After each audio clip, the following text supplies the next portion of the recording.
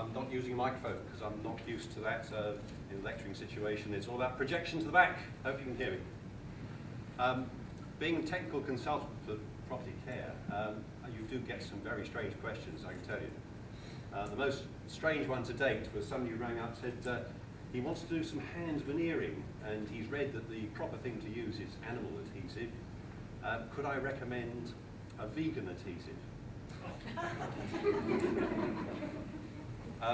Dawn, I'm afraid the world's not ready for seeing my feet, my bare feet.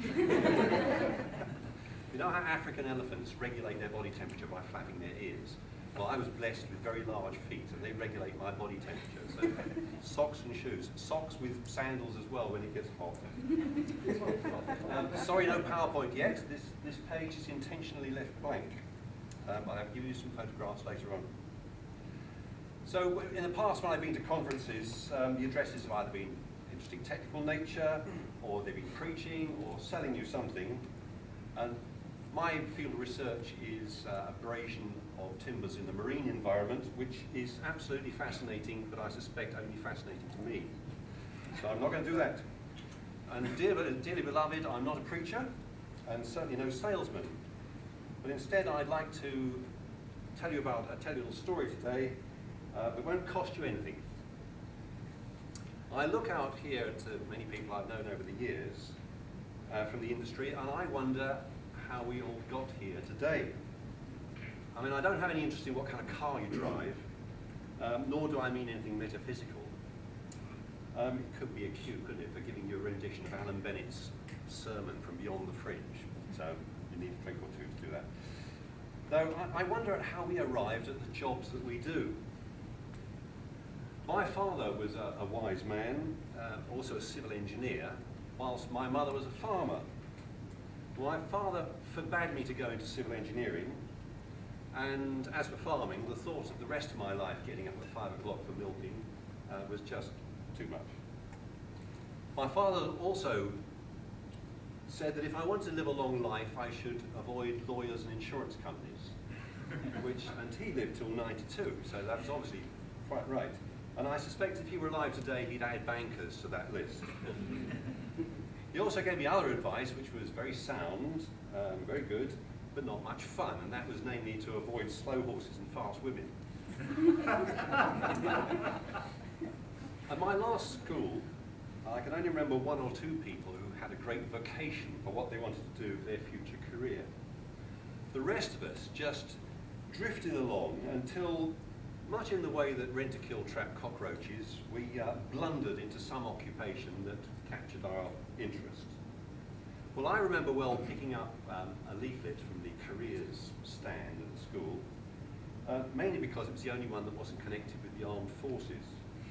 And that booklet was about the timber industry, put out by the Timber Trades Federation.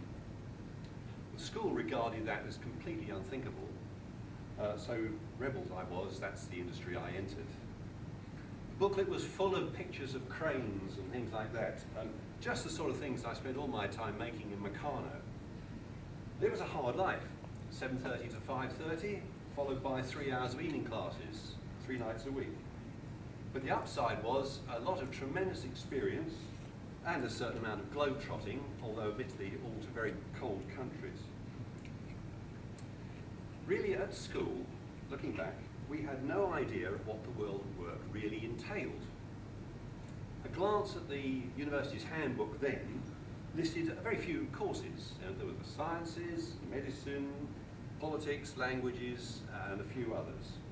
Now, I remember consulting the UCAS handbook with my daughter when she was thinking of university, and there were something over 5,000 courses listed, and most of which, as a former academic of speaking here, I had no idea what those courses were about. Usually told to have an opening gambit with a mysterious statement maybe, or shock, or some kind of a joke. Wood-related jokes, I'm afraid, have been well-mined and probably exhausted, and probably rather coarse. Thank goodness my name's Sawyer and not Woodcock, you know. So, in the spirit of the sermon for today, how about a quotation from Ecclesiasticus? Let us now praise famous men.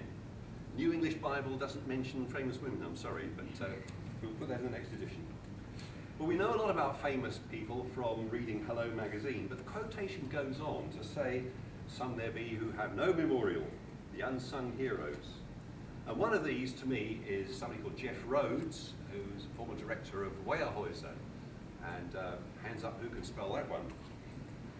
He's former president of the Timber Trade Federation, and when he took the reins of office, just a little over 5 years ago, he felt quite passionately that it was a tragedy that the whole initiative for training and education in the wood-related industries had sort of stuttered to a halt. And it needed reversing until it was too late. So he duly convened a meeting of interested parties across the wood industries and set up an education and training committee. Now, the Timber Trade Federation, of course, represents the wood importing and distributing industry. But philanthropist that he was, he invited everybody on board, right from people planting trees, through sawmillers, the construction industry, and even right through to wood recycling, which is a big growth industry now. Well, after some energetic groundwork and investigation, we found the situation was far worse than we realised. In that, forget the training for a minute, the industry just wasn't even attracting anybody into the industry to train.